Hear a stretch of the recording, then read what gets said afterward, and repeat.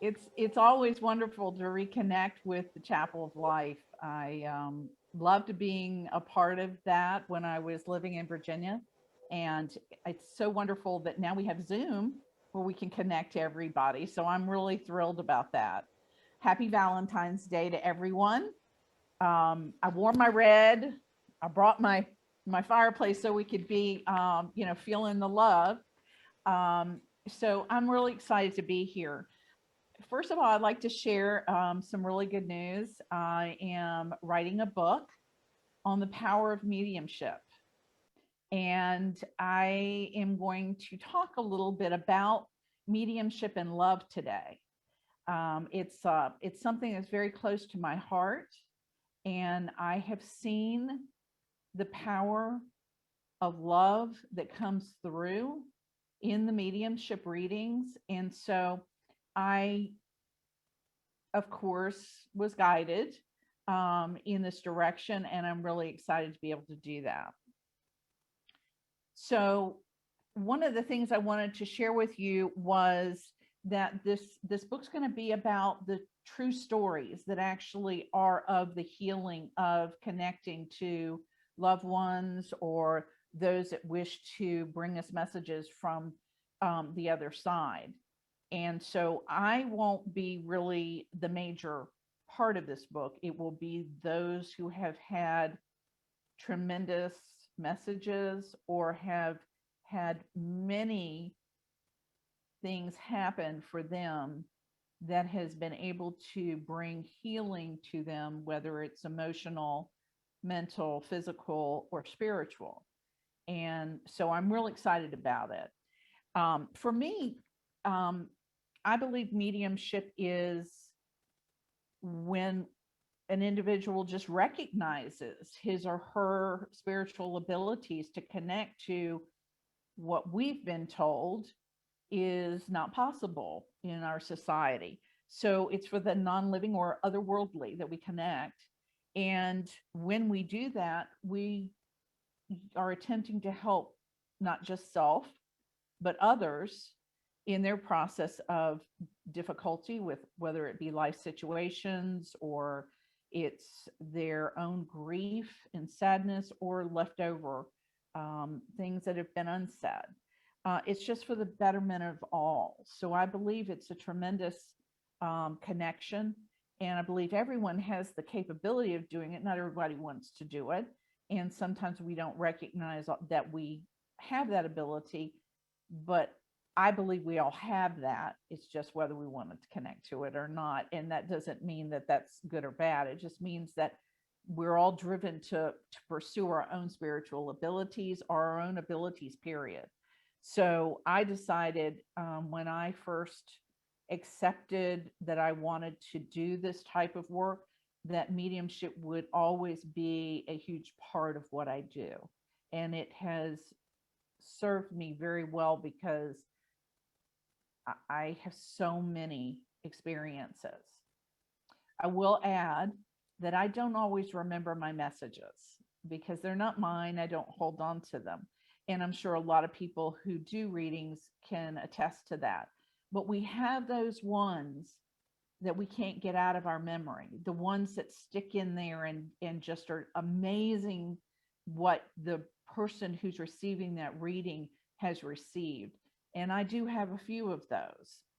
I also was given a gift a couple of years ago by a client who had such an amazing experience with her husband who had crossed over that she would bring them to her home, the people that she knew that needed help, that were grieving or hurting, and she would have me come and she would actually pay for their reading, and they would get a message, whatever it was that they needed to hear. Well, she got those people that she had done that with, and she got them all to write notes, and she put it in a book and gave it to me for my Christmas present a year ago Christmas. I cried. And it was just amazing. And so I don't know if that's where the first idea came about doing a mediumship um, book if it was just, that seed was planted, but it is in formation now. It's really coming together. So I wanted to share some things. Why do we need mediumship? To me, it brings us so much closer to those that we believe are gone, or we can't get to, or we can't touch anymore, or we can't feel their love. Now, not everyone has that problem, especially those like you all that have those abilities. But sometimes when we're in grief, we do have difficulty connecting because our pain blocks us from being able to receive messages sometimes. So I believe that mediumship helps anyone for that love connection. And I think that especially on Valentine's Day, it's a reminder to us that the love and the connection of all those that we love never goes away. It's never disconnected. We just believe it is in some form or another for whatever our reasons are. So I'm used to hearing, especially those that have left suddenly, if I'd only known that this was the last time I would see them, if I had only said one more time, I love you. And mediumship brings them for that instant that they're in that energy that the medium brings with them in that reading. They have that connection one more time and can say or talk about whatever is on their minds. Also, it's important to know there's more than what we can see in our physical lives. To know that when we die, there is something else. There is more. And that they're still enjoying themselves, and even more so, usually is what we hear. And that they are continuing to learn on the other side. So I think it helps to know that your loved ones are okay, that there's this wonderful opportunity to continue living just in a different way. So those are my reasons. I mean, there's many, many more, but that's important to me.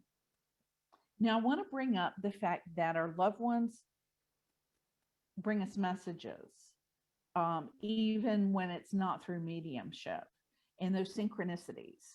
I know everyone has had synchronicities and they recognize it and they understand it. It's just that message or that song that you hear on the radio that is, immediately brings that person to mind, or butterflies or cardinals. Those are typical things that we see around us. But the thing about it is that they stay around us for a length of time compared to just, oh, there's a cardinal and there it goes. No, they usually sit there on a tree and watch us for like an hour or something ridiculous like that. That shouldn't happen. And I have a story that when my dad passed, my mom, I guess it's their generation, they like to take pictures of things that I think is kind of weird, like graveside, the flowers that they put down at the grave and that kind of stuff. And so she'd asked me to go take her to go take pictures, and I'm a photographer too. So I was like, sure. So we were taking pictures, and I mean, immediately this gorgeous monarch butterfly, huge, just started flitting around us and wouldn't go away. And I started taking pictures of this beautiful yellow roses arrangement that was, on a stand. And that butterfly landed on it, spread its wings, and just sat there like that the whole entire time I was taking pictures. And then as we were leaving, it got off the flowers and just flitted around us, around our head and around our head. And we knew it was Daddy. It had to be, because butterflies come, they see us and they go on because they're busy, they have things to do, right? But he was using that butterfly for us. And I know everyone has that kind of a story, but I think it's important today to remember that they will show us how much they love us and how much they have not left us in the essence of their spirit.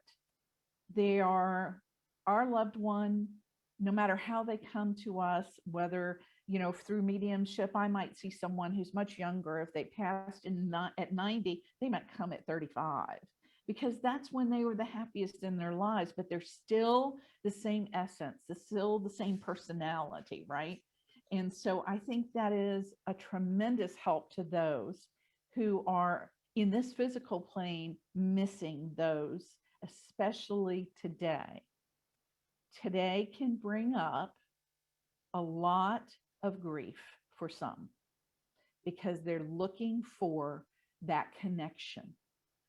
The world makes it, all about the cards and the flowers and the celebration, and those are all wonderful. There's nothing wrong with that. But if you're at home missing your loved one, it just reminds you a little deeper how much you don't have them right here to hug them and kiss them and love them. And with mediumship, if you've experienced that, you know that you can call on them and say, I'm missing you terribly today. I just need to feel your energy one more time. And they will be right there.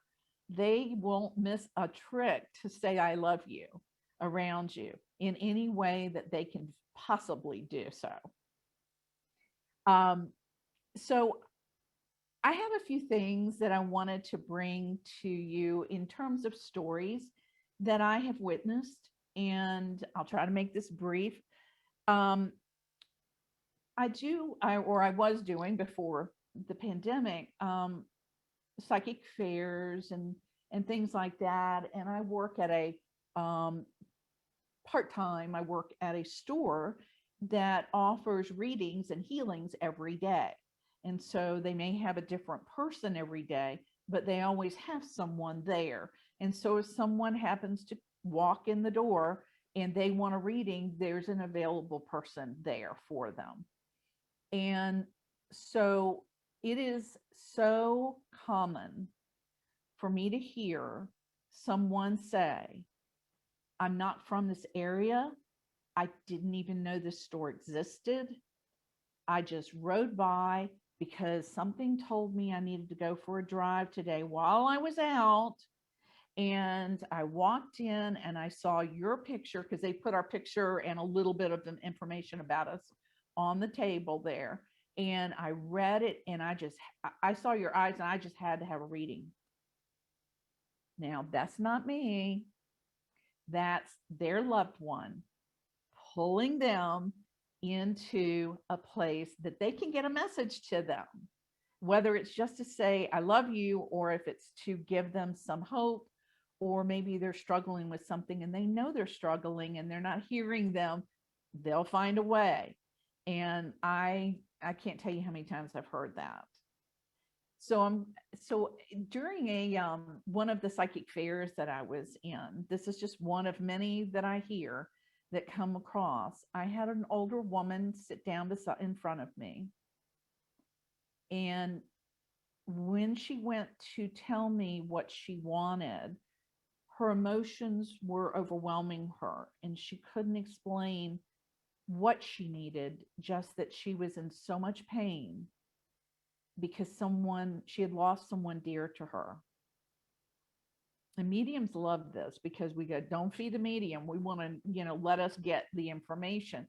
And so I started connecting to this young energy on the other side. Now, young, I mean like 19, 20, that kind of young. And why do I remember this? I don't know. It's one of those that stayed in me. And I just heard, Grandma, I am fine. You need to stop worrying about me. Grandma, I'm fine. And, we can say that. That doesn't necessarily mean that it's true, because, that's kind of a pat answer, in the world. So I I said to her, I said, he's telling me that you are in pain because you believe you could have done something to help him, even though you didn't know. He didn't tell you what was going on. And this young man informed me that he had committed suicide. And she was his world, and he was hers. But he could not tell her what he was going through. So he was able to get me to say things, and that's what blows me away with this, always gets me to say things that says, I am here, this is me. He got her to laugh. He told her things that they had done together, and they laughed. And he said, it's now time to let this pain go. I'm okay now. I'm not suffering anymore. Those are those messages that sometimes, even though we think it's a pat answer, they needed to hear it. And so when she left off that table, and it was a 20-minute reading, he did all that in 20 minutes. She didn't even look like the same person. Her face was younger. It was like she'd let go of 50 pounds of worry and pain. And that is why I want to write this book, to share how much mediumship can do to heal. Sure, we can put people on our table and we can do energy healing, and it is wonderful. And there is so much that happens in healing work. But mediumship is one of the strongest healing modalities that I know of. It's from my personal experience anyway. One of the experiences, which were many at the chapel during psychic fairs, that I had was a father who came through, who had been gone for a while. And the person who was getting the reading was struggling because her mother was not doing well. And her father came through and shared with her that he wanted her to get the family together and go visit her because she didn't have much time left. He didn't tell us how long, and we kind of thought it was not going to be that, that close, but we knew that he would not have come through with that strength of a message if it wasn't important. And you know how we go, oh, well, I'll get over and see them, in a couple of days because I've got a lot going on. We get busy. And she listened, and she took her family over, and each of them had their own individual time with her mother, and each of them had time to say what they wanted to say and show their love. And the father was right. She wasn't long. But if he had not brought that message in, they might not have gotten to have those final words, those quiet moments with just one-on-one with each other. Because I don't know about you, but I was a little bit like oil and water with my mother. Even when she was sick, she drove me a little crazy. So sometimes we don't always go over with the intent of thinking that today is the last day for them, especially if they're not critical. They've not gone, at that moment in time. So it was a wonderful gift to her and her family. And that's her father coming through with his true love to say, I know you're busy, but go see your mom. My last one I wanted to bring up is near and dear to my heart because it has to do with an experience that a man had during mediumship reading. I don't know about y'all, but they're in the minority for my readings. Why? Maybe because they're comfortable in their own skin. I don't know, but I have more women than I do men that come to see me, although I do have men that come to see me. But it just seems like there's less of those, and especially those that have never experienced us. So this one woman I was telling you about that helped a lot of her friends and family had just met this family members. The husband and wife didn't know them from Adam hardly. So she didn't even know they existed until they started doing genealogy. So they had come to visit her because they were going through going somewhere else, I think Florida or something. But anyway, the husband and wife, the wife, had had readings before. The husband, no, and was not even interested. But he was there, so he was kind of stuck. And he thought that his wife was the one that was going to get the reading. So we started the reading, and I turned to him and I said, "We're here for you." And he looked at me like, "You've lost your mind. I have nothing to say. I don't want to hear anything." He just looked like oh Lord, what you going to say? What happened is that he had lost his nephew about 6 months to a year before that. And that nephew was like his best friend. They did everything together. And he passed away suddenly. And this man felt like that he could have done something more. And I mean, it was eating him to illness.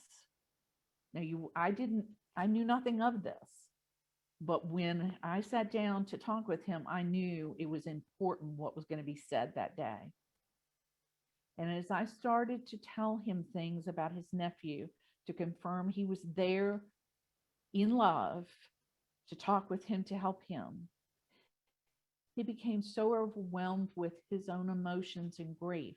He had to get up and go to the bathroom because he wouldn't cry in front of us. And you could hear the racking sobs from the living room. And he hadn't even gotten the whole message yet. He got himself together. He came back in and he sat down.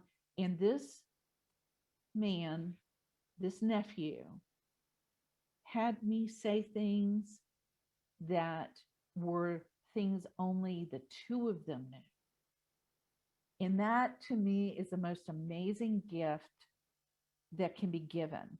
But it not only helps those that are receiving the message, it's helping those on the other side too. Make no mistake, they are healing as you heal. They are feeling that change in you as they tell their story to you and let you hear what they feel and think. Because you're assuming, under your own ideas about life, what they may have experienced. So what that young man was able to tell him was a detailed description of his grave, what they put on, what they engraved on his headstone. And it was very unusual and it was very special. They even had some of it etched in, like crystallized. He described everything. He even described a young girl and a horse bridle. And this uncle had had a dream about a young girl riding a horse after he had died. So again, he's giving these huge messages. And at the end, it was as if he had been given some kind of healing that you and I go, whoa, when they walk out the door, right? And it was just amazing. So I get a message through my friend a few months ago, or a few months later. This young man's brother who was still living on this side, him and his wife had a baby girl. And she now rides horses. He was showing them that he knew what was coming for them, that child, and you can't make this stuff up. And what they said in the message to me, and it's been almost 2 years, so it was a while after the reading, that little girl saved that family from that much pain. They were able to direct their love to something that needed their attention and love. And the man told me that, or his wife told me in an email, that she believed that those messages from her nephew saved her husband's life, because she said he was headed for a heart attack because he was in such deep grief of that loss.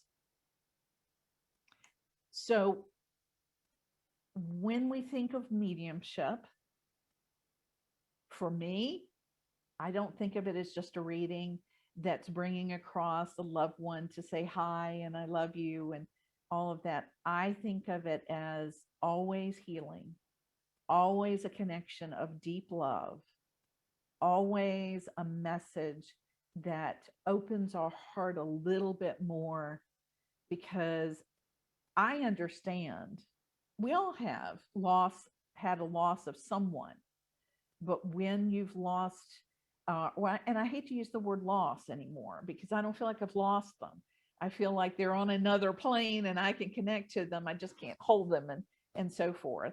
Although I've had a dream that I was hugged and I felt hugged, but it's just different when you can connect with that mediumship or with that reading and know that it really is true, that you're that person who's reading for you is not making these things up. They are actually connecting, because you can hear the personalities. So I'll leave you with one thing. When I was doing a group reading in a home one time, I was reading a gentleman who is from Morocco.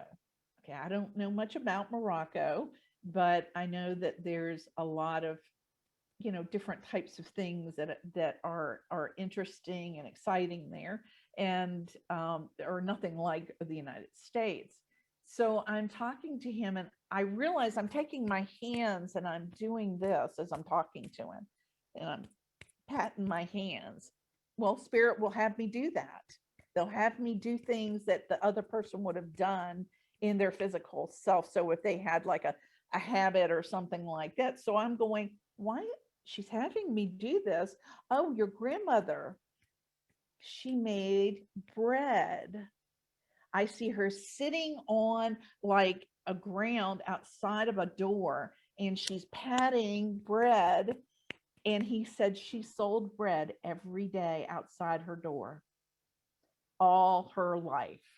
Now, come on, guys, they get you to do these cool things. And that had more meaning to him than me saying she sends her love.